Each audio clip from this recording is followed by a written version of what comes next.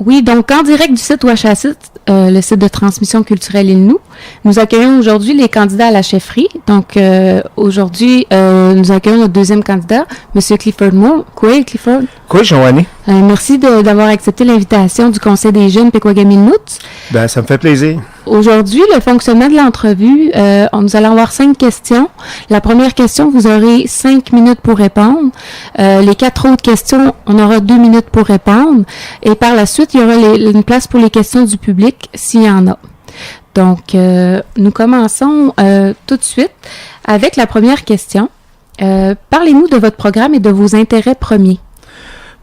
Première des choses, c'est... moi, je dois parler de ma personne à moi parce que ça fait longtemps que j'œuvre dans le milieu politique.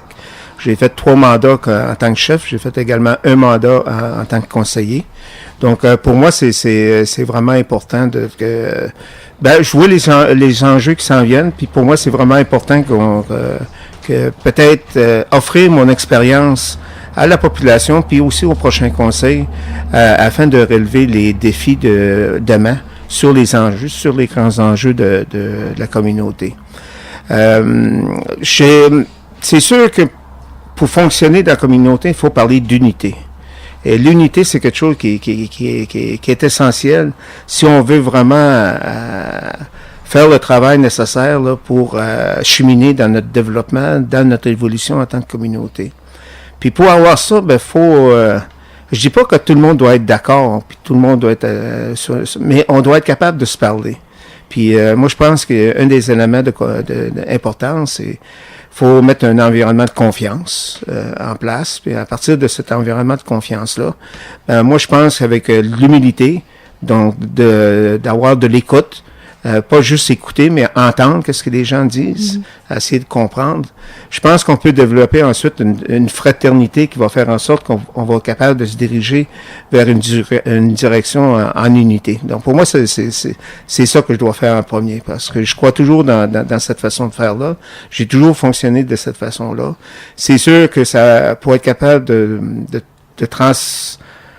poser l'information, ça prend de la transparence, ça prend de la bonne information. Donc, c'est des éléments que je veux travailler avec.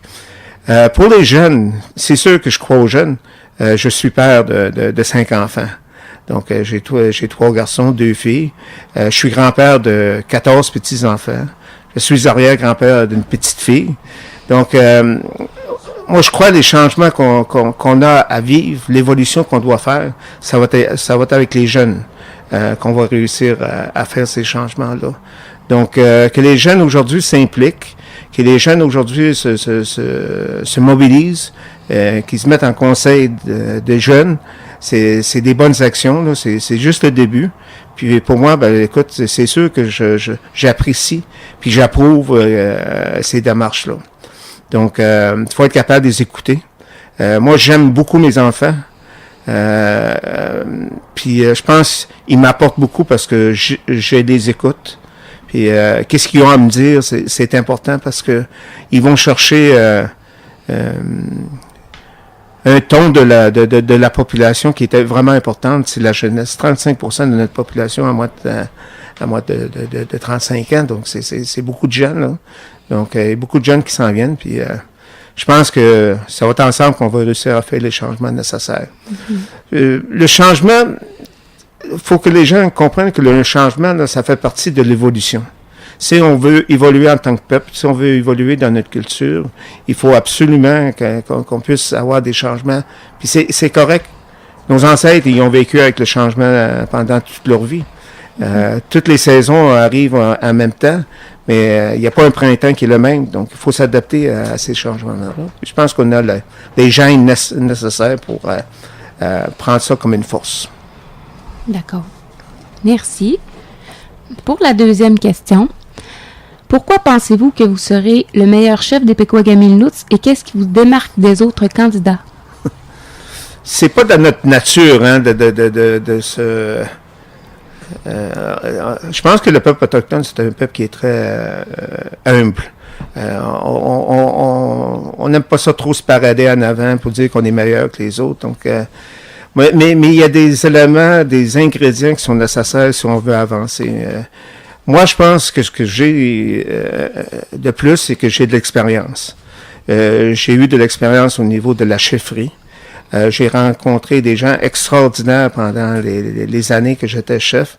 On a eu la visite extraordinaire des chefs nationaux, les vice-chefs régionaux qui sont venus ici. On a eu le droit, sur notre territoire ancestral, d'avoir une première rencontre de l'Assemblée des Premières Nations lors d'un premier mandat de Phil Fontaine, qui est venu faire sa réunion de consolidation avec toutes les provinces, tous les vice-chefs sur nos territoires ancestrales. Donc, pour moi, c'est important d'avoir un réseau de personnes qui vont nous permettre justement de garder un contact avec les gens de l'extérieur. Tant au niveau des Premières Nations, tant au niveau allochtone aussi. On a des voisins, il faut garder un bon contact avec eux autres. Le Québec aussi, le gouvernement du Québec, le gouvernement fédéral. Mais il faut s'affirmer.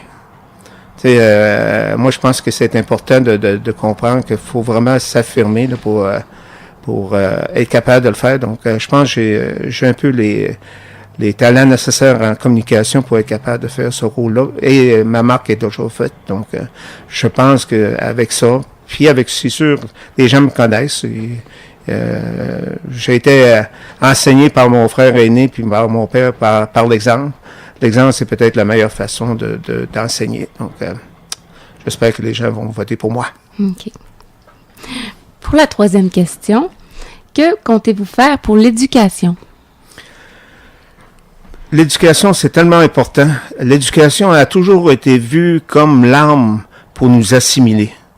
On a vécu des traumatismes historiques dans notre histoire. Toute la question des pensionnats, c'en est une. Le gouvernement a essayé de nous assimiler avec l'outil de l'éducation. Et heureusement, ils n'ont pas réussi. On a eu des gens qui ont gardé nos coutumes, ils ont gardé nos langues, ils ont gardé nos cultures en forêt et ils ont réussi à nous les transmettre malgré les blessures que nous avions.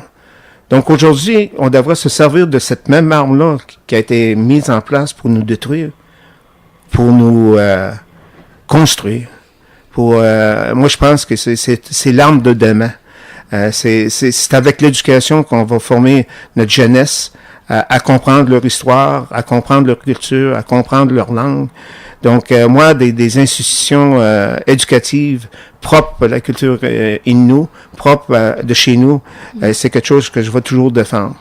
Je veux pas dire qu'à côté, c'est pas bon, c'est différent. Nous, qu'est-ce qui est important, c'est que pour nos enfants, il faut qu'ils connaissent notre histoire et nous autres. Et moi, je fais partie de la génération qui a connu l'histoire du Canada. Puis écoutez, oui, on ne parlait pas des Premières Nations souvent.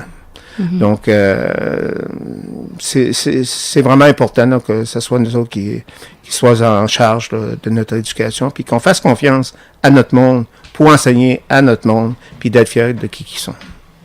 Parfait, merci. Pour la quatrième question, si un traité se signe pour un gouvernement autonome, comment serons-nous autonomes financièrement? Ben, écoute, dans votre question, vous avez la réponse. Dans le sens que si on veut atteindre une autonomie gouvernementale, un jour, il va falloir atteindre une autonomie financière. Et il ne faudra plus dépendre des subsides gouvernementaux. Je dis pas qu'il faut toutes les enlever, les subsides gouvernementaux, mais une journée, on va atteindre une prospérité qui va nous permettre justement d'être autonome financièrement et on va décider de notre avenir. Quand je reçois de l'argent des gouvernements ici, puis qui me disent, ben, c'est à vous autres à décider, mais voici les normes que vous devez respecter, et vous devez rendre compte de telle façon, vous devez faire ci, de ça, vous devez me faire un rapport, ben, on est loin de l'autonomie. Parce que finalement, c'est une façon déguisée de nous contrôler encore une fois. Donc, pour moi, faut atteindre l'autonomie. Pour ce faire, il va falloir regarder le traité vraiment comme il faut. J'ai travaillé longtemps pour la négociation territoriale. En 97, à mon premier mandat, on a commencé la négociation de l'approche commune qui s'est terminée en 2004 par la signature d'une entente de principe. On devait avoir un projet de traité après. Ça a pris pas mal plus de temps que prévu, mais là, qu'est-ce que je comprends, c'est que on est à la fin. Moi, j'ai lu des textes, c'est très juridique, c'est très... Il va falloir trouver une façon de vulgariser ça pour être capable d'expliquer au monde qu'est-ce qu'on veut dire par telle affaire. Et pour moi, c'est une façon d'atteindre l'autonomie gouvernementale, l'autonomie financière par le traité. C'est un moyen. Si on n'y arrive pas, là, l'enjeu devient plus grand parce que notre avenir est menacé. La pérennité de notre nation est menacée. Mais on va s'affirmer. Ça, c'est sûr. Moi, j'arrêterai pas de m'affirmer. Quand je dis aux gens, les Inuits, on est chez nous, là. C'est vrai, là. Puis, il n'y a personne qui va me dire le contraire. OK. Parfait, merci. Pour la 5e question et la dernière pour nous, avez-vous des projets pour les jeunes de la communauté?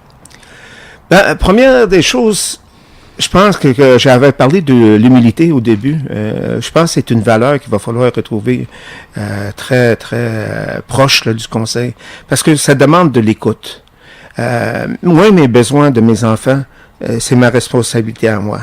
Le besoin des jeunes, faut écouter les jeunes. Faut les écouter pour savoir vraiment c'est quoi leurs besoins. Donc, moi, je pense la première chose, c'est de mettre en écoute.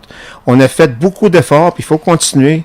On a des infrastructures extraordinaires pour les jeunes. On a un aréna, on a un gymnase. Là, il y a un nouveau gym qui vient d'être construit. On a des infrastructures pour pratiquer des sports extérieurs. Ça prend du bénévolat. Mais qu'est-ce qui est bien chez nous, c'est qu'on a des jeunes. On peut faire des équipes. Donc, c'est plaisant. Puis, les garder occupés, les écouter, et en même temps les éduquer, dans le sens que, tu sais, il y a de la prévention à faire, là. Il y a des grosses lois qui vont s'en venir, là. On parle de la légalisation de la marijuana pour 2018. Les gens sont sur la panique sur ça. Je dis aux gens, j'ai dit, il va falloir comprendre que la drogue ou l'alcool, ça prend un dialogue entre les parents et les enfants pour qu'ils comprennent les dangers que ça consiste. Donc, pour moi, ça va continuer pour donner des outils pour permettre aux parents d'avoir un dialogue pour que les enfants puissent grandir sainement, s'épanouir comme ils devraient être avec la bonne eau puis du bon soleil. Bon, mais encore merci d'avoir accepté l'invitation. On va voir si on a des questions du public. Non, on n'a pas de questions du public pour le moment. Donc, merci. On invite les gens à poser les questions directement à vous via Facebook ou par téléphone. Je pense que c'est mieux par téléphone. C'est mieux par téléphone, hein? OK. Donc, on laisse les gens venir vous parler pour connaître vos idées. Je suis ouvert. Là, si les gens veulent me rencontrer, s'il y a un groupe qui veut me rencontrer, je vais me rendre disponible pour les rencontrer là, d'ici les élections. Donc, parfait. Puis écoutez, merci beaucoup pour l'invitation, puis bravo pour votre travail. Vous faites du bon travail, puis le monde le dit, c'est pas assez. Merci beaucoup. Yeah.